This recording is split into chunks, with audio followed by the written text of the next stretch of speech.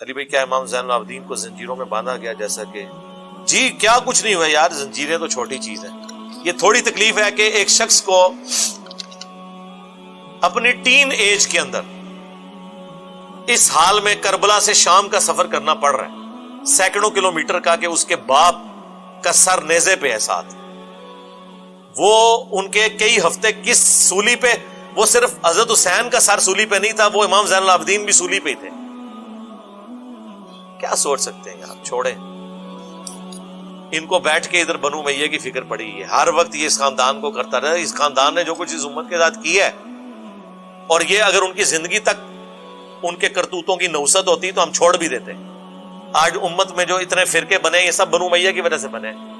آج اگر آپ امیجن کریں کہ یہ سنی شیعہ دراڑ نہ ہو، امت یوں ہے. پوری دنیا کی جنگیں، پالیٹکس مسلمانوں کی ساری سنی شیعہ ہے، اسی کے اوپر چل رہی ہے. سارے حکمران اسی طرح ہی کرتے رہے. پہلے بنو امیہ مارتے رہے شیعہ نے علی کو، پھر بنو عباس مارتے رہے، پھر سلطنت عثمانیہ والے عثمانی وہ بھی مارتے رہے. جنگیں رہی، ایک دوسرے کو مارتے رہے. پھر شیعہ کو حکومت فاطمیوں کو مل گئی، ان کے اپنے معاملات تھے. صحیح مسلم میں جو حدیث ہے 240، علی سے محبت نہیں رکھے گا مگر مومن، علی سے بغض نہیں رکھے گا مگر منافق. اس حدیث کے حساب سے تو حضرت معاویہ کا مولا علی سے کس درجے کا بغض تھا؟ اس کے بارے میں کافی دفعہ بول چکا ہوں کہ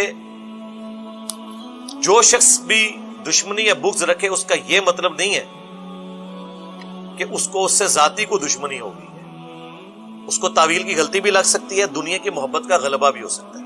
حضرت معاویہ کی تو آپ کو مثال ویسے ہی سمجھ نہیں آئے گی، ظاہر ہے کہ اس کے بارے میں تو ایک بڑی زیادہ احادیث اور پھر ہارڈ لائن آپ لے لیں گے. میں آپ کو کہتا ہوں ان کو تو چھوڑ دیں.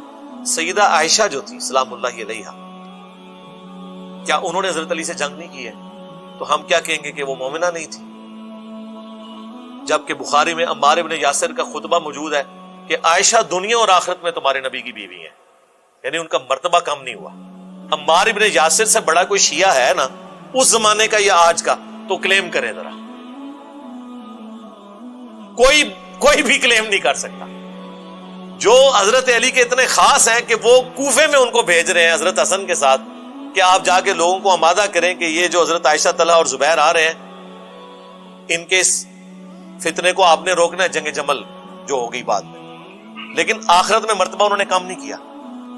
اس میں کیا الفاظ ہیں؟ اللہ تمہیں آزمائے گا کہ تم عائشہ کی اطاعت کرتے ہو یا اللہ کی اطاعت، کیونکہ اس وقت خلیفۃ المسلمین کی اطاعت اللہ کی اطاعت ہے. حضرت عائشہ کا جو وہ خلیفہ وقت کے خلاف خروج ہے اس کو عمار ابن یاسر نے ان کے بے ایمان ہونے سے تشبیہ نہیں دی، نہ اسے بغض علی قرار دیا ہے. یہ قرار دیا ہے کہ ان کو گیون سرکمسٹانسز کے اندر ایک بات غلط سمجھ آئی ہے، کیونکہ اس زمانے میں علم غیب نہیں تھا نہ ہوتا. علم غیب جڑا تسی بنایا سی نا وہ صحابہ کی جنگوں نے ہی بتا دیا کہ علم غیب تے شاہی کوئی نہیں رہا. ہاں وہ صرف انبیاء کا خاصہ ہے، انہیں اللہ تعالیٰ علم الغیب دیتا ہے. وما کان اللہ لیطلعکم علی الغیب، تمہاری کیا اوقات ہے کہ اللہ تمہیں غیب پر اطلاع دے. ولکن اللہ یجتبی من رسلہ من یشاء، اللہ چن لیتا ہے اپنے رسولوں میں سے جسے چاہتا ہے. تو صحابہ کرام کو اگر علم غیب ہوتا ہے، یہاں پہ لوگ کہتے ہیں نہیں غلط فہمی ہوگی سی جو باغیاں نے لڑاتا فلانے نے، اللہ تو بندے باج تکاں گے. پہلے دسو علم غیب کتے گیا؟ دیکھو کیسا دماغ گیا میرا رحمانی دماغ کتے گیا کہ تواڈے سارے شیطانی دماغ 1400 سال دے غلط عقیدے تانوں پڑھاندے رہے انج غائب ہو گئے نے کہ علم غیب کتے گیا. آپ تو کہتے ہیں کہ جی عبد القادر جیلانی اور غوث جو ہوتے ہیں وہ پوری کائنات کو ایک ذرے کی طرح ہتھیلی پہ دیکھ رہے ہوتے ہیں، اور صحابہ کرام کے گھوڑے کے قدموں کی خاک کو کوئی غوث کتب ابدال نہیں پہنچ سکتا. ہاں ہن دسو علم غیب کتے گیا؟ دل دا حال جاننا کتے گیا؟ کیوں نہیں حضرت عائشہ کو حضرت علی کے دل کا حال پتا چلا؟ حضرت زبیر تو جنگ میں آگے، حاکم میں اور مسند احمد میں آتا ہے حدیث بھی بھول چکے تھے، حضرت علی نے یاد کروایا کہ یاد ہے زبیر حضور نے تجھے کہا تھا تو ظالم ہوگا جب تو علی سے لڑ رہا ہوگا. تو وہ گھوڑے کو ایڑی لگا کے وہاں سے نکل گئے. ان کا میں بھول گیا تھا. وہ قرآن میں آیا. حضرت یوسف کا صحابی بھول گیا تھا، 9 سال بعد اسے یاد آیا. حضرت یوسف نے کہا تھا نا جب تم آزاد ہوئے تو بادشاہ سے میرا ذکر کرنا. 9 سال بھول گیا. اتنا بڑا واقعہ بھول گیا. جس بندے کی بشارت پہ وہ قید خانے سے نکلا پھانسی کی سزا اس کی ختم ہوئی. کوئی چیز نہیں بولنی چاہیے تھی تو یہ تھی. یہ بہت بڑی چیز ہے, قرآن میں رپورٹ ہوئی ہے. تو حضرت زبیر بھی بھول گئے, جنگ چھوڑ گئے.